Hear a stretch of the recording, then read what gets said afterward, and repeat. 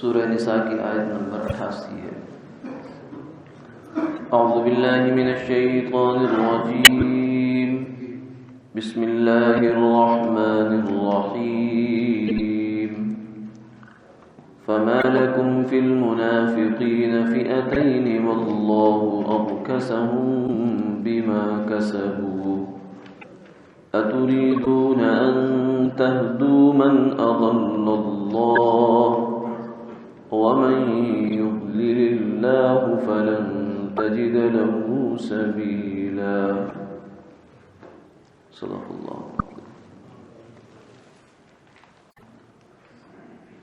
پھر تمہیں کیا ہوا کہ منافقوں کے معاملے میں دو فریق ہو رہے ہو، اور اللہ نے انہیں ان کے اعمال کی وجہ سے واپس پلٹا دیا۔ کیا تم چاہتے ہو کہ تم اس شخص کو ہدایت دو جسے اللہ نے گمراہ کیا ہے، اور جس کو اللہ گمراہ کر دیں تمہیں اس کے لیے کوئی راہ نہیں ملے گی۔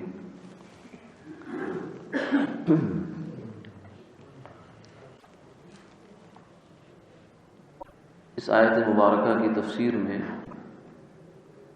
مفسرین کرام نے مختلف واقعات ذکر فرمائے ہیں۔ ایک واقعہ یہ ہے کہ کچھ لوگ مکہ مکرمہ سے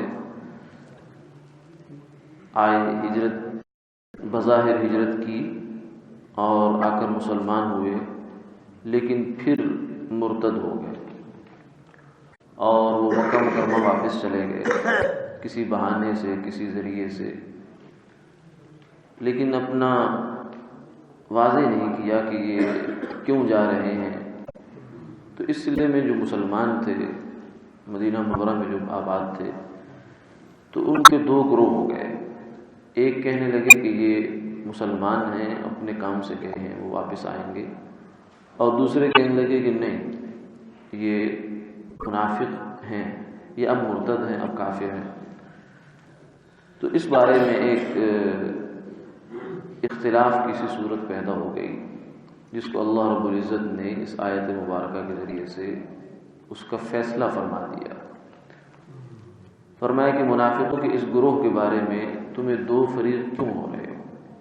سیدھی سی بات ہے کہ وہ مسلمان تھے ہی کب، جو اب وہ مسلمان اسلام سے چھوڑا انہوں نے یا ہٹے ہیں، وہ تو شروع ہی سے اس خیال سے آئے تھے، اس ارادے سے آئے تھے کہ ہم مسلمانوں کو ان کے صحیح دین سے برگشتہ کرنے کی ایک چال چلیں،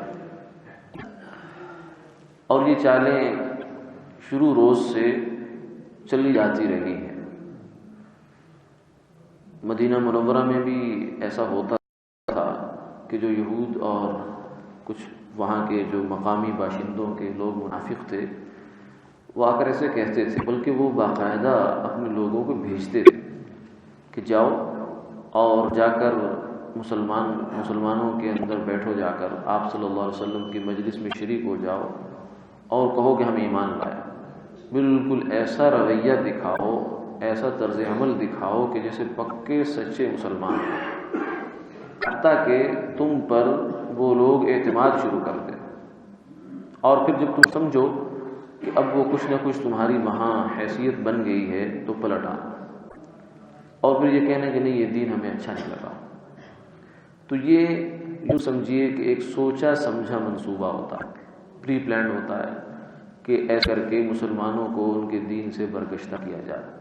لیکن الحمدللہ، اللہ کا شکر ہے، اور دین اسلام کی یہ قوت ہے، اس کے اندر اپنی کشش اور جاذبیت ہے کہ مسلمان کبھی بھی اس بنیاد پر کہ فلاں مرتد ہو گیا میں بھی مرتد ہو جاؤں، کہ مرتد نہیں ہوا۔ کوئی کسی کی ویسی بدبختی آئی ہو تو الگ بات ہے، ورنہ آپ صلی اللہ علیہ وسلم نے ایک حدیث پاک میں ارشاد فرمایا، بلکہ اس بات کی تصدیق غیر مسلموں نے بھی کی، شاید آپ حضرات کو یاد ہوگا، لمبا واقعہ ہے کہ ہرقل قیصر روم کی مجلس میں جب آپ صلی اللہ علیہ وسلم کا نامہ مبارک پہنچا تو اس نے تحقیق احوال کے لیے اپنے گورنر سے کہا کہ اس علاقے میں، شام کے علاقے میں کوئی اگر حجاز کا، مکہ مکرمہ کا کوئی تجارتی قافلہ یا بندہ آیا ہے تو اس کو بلاؤ۔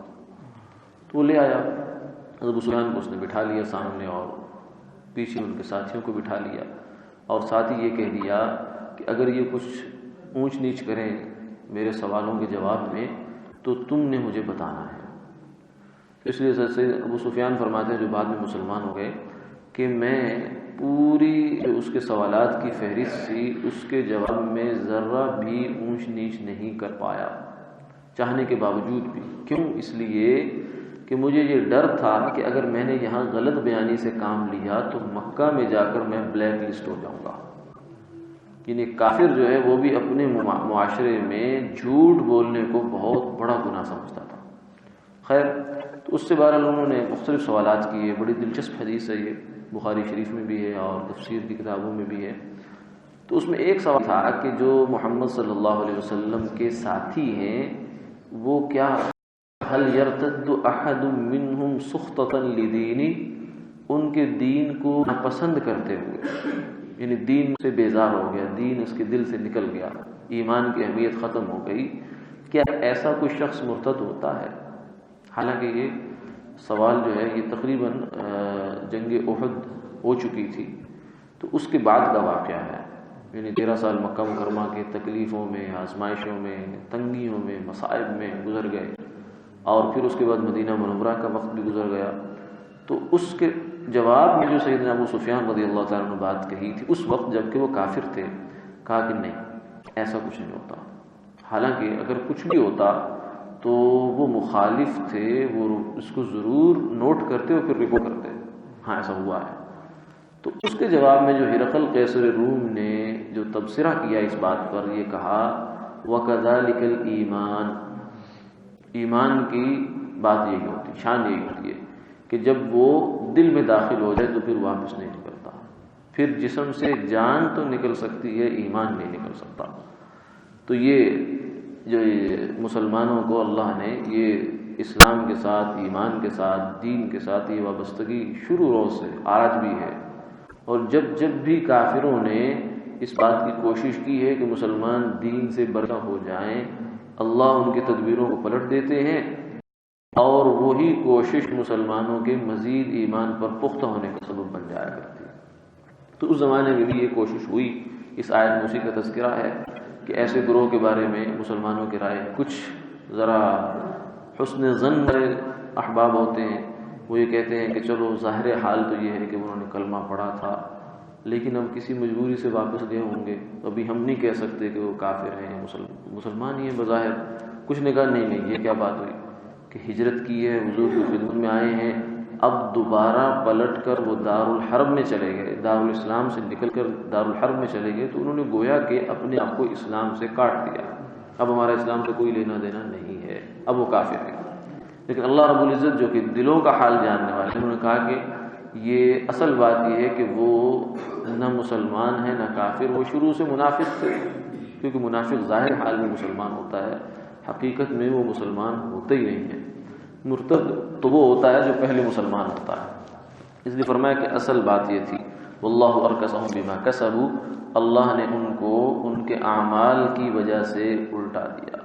اور یہ بڑی جو ہے فکر مندی کی بات ہے، یہ اگرچہ معاملہ تو ان کے ساتھ ہے، لیکن قرآن پاک میں اس کو ذکر کرنا، ان آیات کو اور ان واقعات کو، یہ ہمارے لیے کچھ پیغامات ہوتے ہیں، کچھ سبق ہوتے ہیں کہ انسان کی بعض دفعہ جو نیت ہے وہ اس کے انجام پر اثر انداز ہوتی ہے۔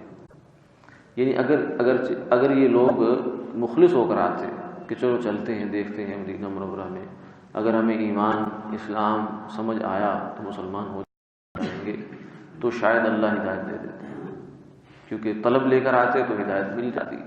لیکن ان کی شروع روز سے ہدایت کی طلب ہی نہیں تھی، نیت نہیں تھی۔ جب نیت نہیں تھی تو پھر اس کا نتیجہ ظاہر ہے۔ یہ نہیں ہو سکتا انلزمکموہا وانتم لہا کارہون، کہ اللہ کے ہاں یہ ہو کہ تم تو ہدایت نہ چاہو لیکن اللہ تمہیں زبردستی پلائیں ہدایت، ایسا نہیں ہے۔ وہاں اللہ یجتبی الیہ من یشاء ویہدی الیہ من ینیب، کہ اللہ تعالیٰ جو انابت رکھنے والا انسان ہے، طلب رکھنے والا انسان ہے، جو یہ چاہتا ہے کہ اللہ میں نہیں جانتا ہدایت کیا ہے اور صحیح راستہ کیا ہے کیا نہیں ہے، شیطان ظالم ہے، نفس میرے ساتھ لگا ہوا ہے، لیکن اللہ تو میری رہنمائی فرما دے، مخلص ہو کر انسان دعا کرے تو اللہ اس کی ضرور رہنمائی فرما دے۔ تو جس کی نیت نہ ہو تو اس کا تو نتیجہ ظاہر ہے، واللہ ارکسہم بما کسبوا، ان کے برے عمل، بری نیت کی وجہ سے نتیجہ یہی نکلنا تھا کہ اللہ نے ان کو واپس جیسے آئے تھے ویسے پلٹا دیا۔ تو یہ نیت کا بڑا دخل ہے، کسی بھی کام میں انسان کر رہا ہو، دین کا کام، بالخصوص دین کے کام، کیونکہ اس کا نتیجہ آخرت میں ہوتا ہے۔ دنیا کے کام کا نتیجہ تو دنیا میں نکل آتا ہے، تجارت کا نتیجہ نفع کی صورت میں نکل آتا ہے، مگر دینی کام کا نتیجہ دنیا میں نہیں ہوتا، بلکہ دنیا کا تو اتنا ظرف ہی نہیں ہے کہ ایک نیکی کا نتیجہ بھی اٹھا سکے۔ ایک سبحان اللہ کا اجر بھی دنیا نہیں اٹھا سکتی، اتنا اس کی جھولی نہیں ہے، کیونکہ ایک سبحان اللہ کہنے پر جنت میں ایک درجہ بلند ہوتا ہے، اور جنت کی ایک بالغ زمین، کوڑے کے برابر زمین جو ہے اس دنیا و ما فیہا سے بہتر ہے۔ تو دنیا اس کا اجر کہاں سے ہو سکتی ہے؟ اس کا اجر آخرت میں ہے، اور اجر پر نیت بڑا اثر انداز ہوتی ہے کہ آدمی کس نیت سے گیا دین کے کام میں، اللہ کے راستے میں انسان نکلے اور وقت لگا رہا ہو جیسے بھی، تو اس میں نیت بڑی بنیادی کردار ہے کہ میں کیوں آیا ہوں، میں جو ہے کوئی بزرگ بننے کے لیے آیا ہوں، یا میں جو ہے وہ واہ واہ کے لیے آیا ہوں، ایسا ہو جائے گا ویسا ہو جائے گا، فلاں ہو جائے گا فلاں ہو جائے گا۔ کچھ ذہن میں نقشے ہوتے ہیں بعض دفعہ انسان کے کہ میں وہ بن جاؤں گا، اس طرح کا ہو جائے گا، تو یہ چیز انسان کو تباہ کر دیتی ہے۔ ایک اللہ والے تھے، ان کی خدمت میں ایک مرید آئے اور کچھ ذکر اذکار کرنے لگے، جو تربیت کا ایک نظام ہوا کرتا تھا، تو اس میں اثر نہیں ہو رہا تھا، حالانکہ اللہ کا نام ہو اور اثر نہ ہو، کوئی طبیعت میں تبدیلی نہیں، کوئی اثر نہیں ہے۔ تو اس سے پوچھا کہ بھائی آپ کس نیت سے ذکر کر رہے ہیں؟ تو وہ فرمانے لگے، آگے سے عرض کیا کہ میں اس نیت سے ذکر کر رہا ہوں کہ پہلے میری اپنی اصلاح ہوگی، پھر میں دوسروں کی اصلاح کروں گا۔ فرمایا کہ یہ نیت میں جو کنویں میں مردار گرا پڑا ہے تو پانی کیسے پاک ہوگا؟ اس حد تک، یعنی تمہیں تو دوسروں کی اصلاح جو ہے وہ تو دوسرا مرحلہ ہے، پہلے اپنی اصلاح کرنی ہے۔ اس لیے جو ہے آدمی جب اللہ کے راستے میں وقت لگا رہا ہو یا کسی اور جگہ ہو تو اپنی ذات کو نہیں بھولنا چاہیے۔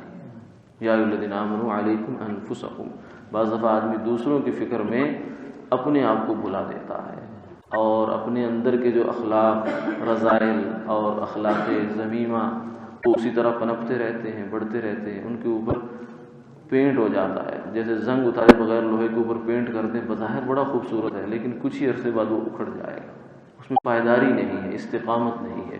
استقامت تب ہوتی ہے جب اندر سے انسان کی صفائی ہو۔ واللہ ارکسہم بما کسبوا، فرمایا کہ ان کے اعمال کی بدولت ہی یہ نتیجہ نکلتا ہے۔ پھر آدمی بعض دفعہ کہتا ہے میرا اتنا وقت ہو گیا، اتنے سال ہو گئے، اتنا یہ ہو گیا، کوئی نتیجہ نہیں نکل رہا، کوئی اثر نہیں آ رہا، تو اس کی وجہ یہ ہوتی ہے کہ نیت میں کہیں نہ کہیں مسئلہ ہوتا ہے انسان کے۔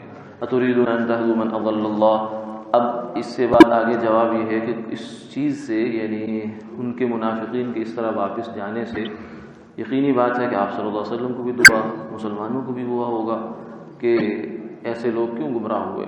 تو فرمایا کہ تم ان کی زیادہ فکر نہ پڑو، کیا تم جس کو اللہ گمراہ کرے اور اس کے اپنے بد عملی کی بدولت گمراہ کرے، کیا تم اسے ہدایت دینا چاہتے ہو؟ انک لا تہدی من احببت ولکن اللہ یہدی من یشاء۔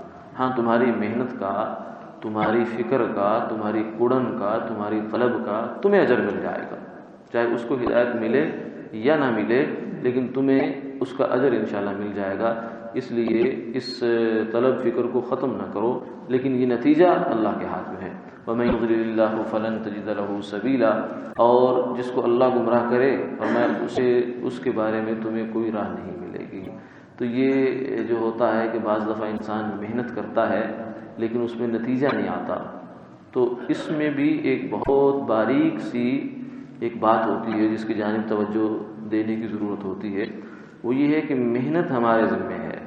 دینی کام میں، دعوت کے کام ہو یا کوئی اور کام ہو، محنت ہمارے ذمہ ہے، نتیجہ ہمارے ذمہ نہیں ہے۔